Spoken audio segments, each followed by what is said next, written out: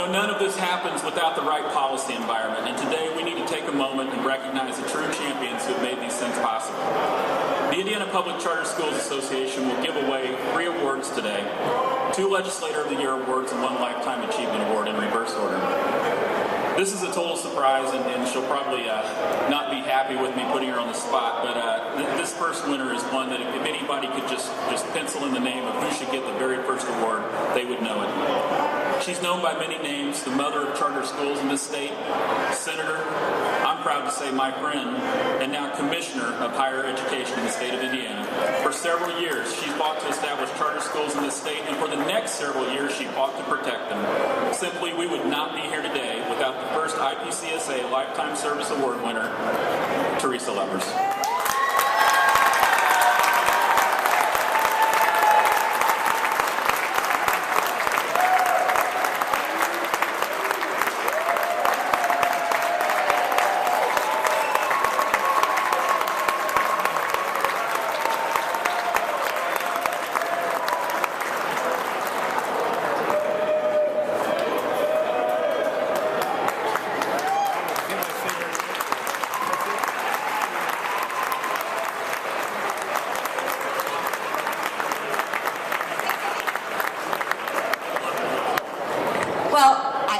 Didn't expect this. I haven't even taken my coat off. I was standing on the steps just looking over the crowd, feeling like a proud mama.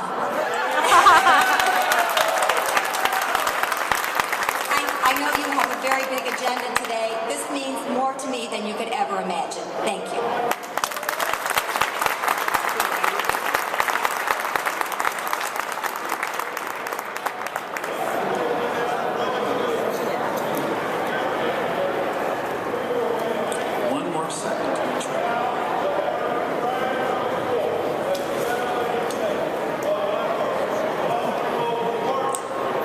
The next IPCSA award goes to a legislator, a representative that I really only got to know last summer. We sat down and discussed how Indiana had all this enthusiasm for charter schools, but sadly we had a relatively weak charter school policy environment. It started out really good, but over the years states have gotten better and better, and we just haven't kept up. In fact, a nationally respected organization had just ranked Indiana with the 29th strongest law out of 40 states with charter schools. We sat down with this representative over the summer, and representative sitting next to him, and said, he said, we got to get to number 1, and I'll see that we do.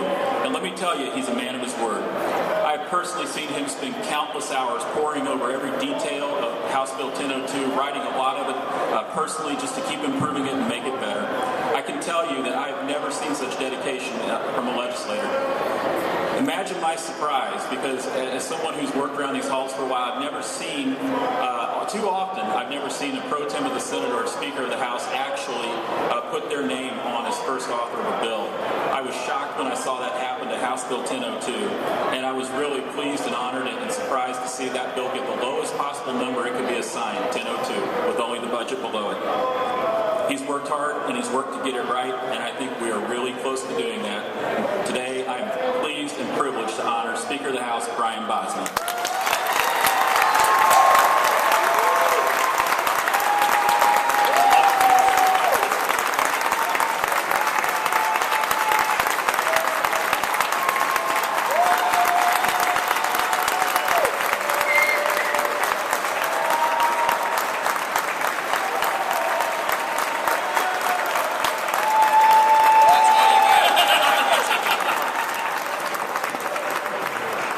Thank you, Russ. I can't tell you how wonderful it is to be among friends for 2 reasons. Number one, this side of the group is, the seats are all full.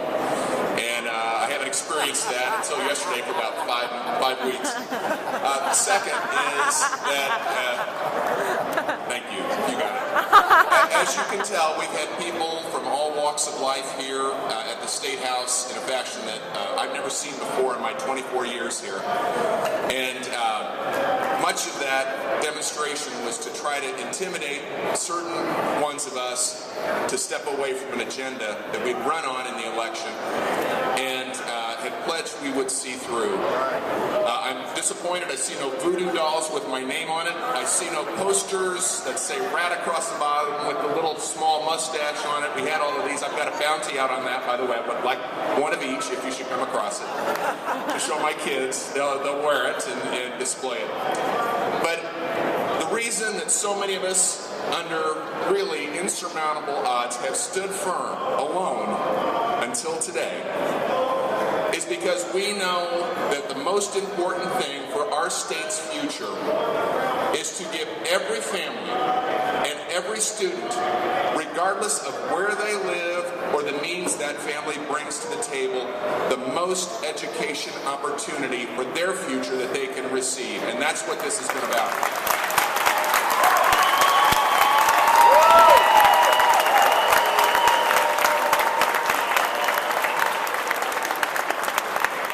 I just want to thank each and every one of you for taking time from your busy schedule, from your job, from your classroom, from your place of employment to come here and to say how important this is. I've said many times as House Bill 1002 has proceeded, and House Bill 1003, which is co-authored by Representative Boehning and myself, to give families of lower means school choice, public or private. We've said it time and time again that this is about options.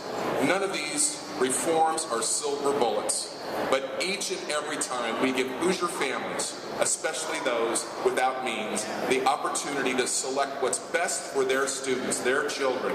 That is what's going to move Indiana forward, and we pledge to you we will see it through until the end and the job is done. Thank you.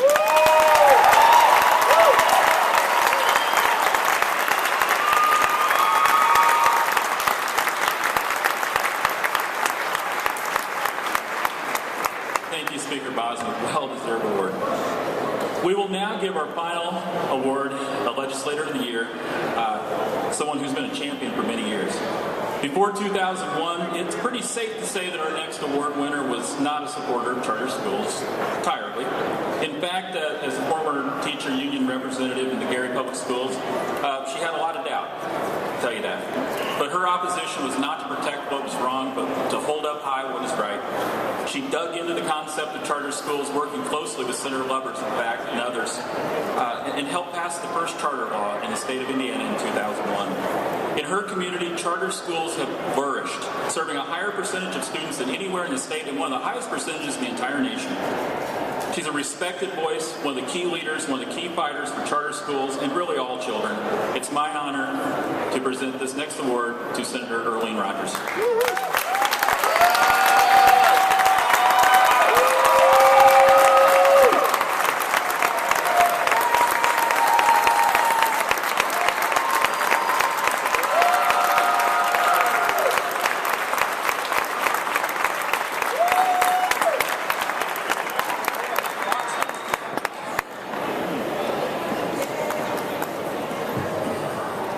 Good morning. I know I've got people from Gary here, and I usually start by saying GI in the house. Glad you're here. I was a teacher, and that's my profession. And I never get away from teaching or asking questions. So this was a question that I posed to an intern and my legislative assistant. And I'm going to see if there are any charter school students who can answer this question, okay? What takes time, pressure, and heat to become something special? A diamond. Good. Yay. When I asked that in my office, somebody said a senator. I said, yeah, that too. But I think that we can relate this to charter schools also. It takes time.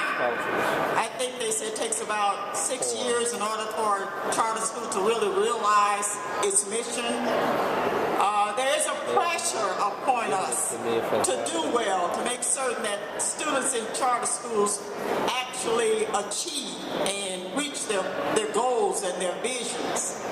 And it also takes a little heat, to make certain that we continue to do well. And And I think that charter schools can withstand whatever pressure is there, whatever heat is there, and continue to add to the achievement levels of students here in Indiana.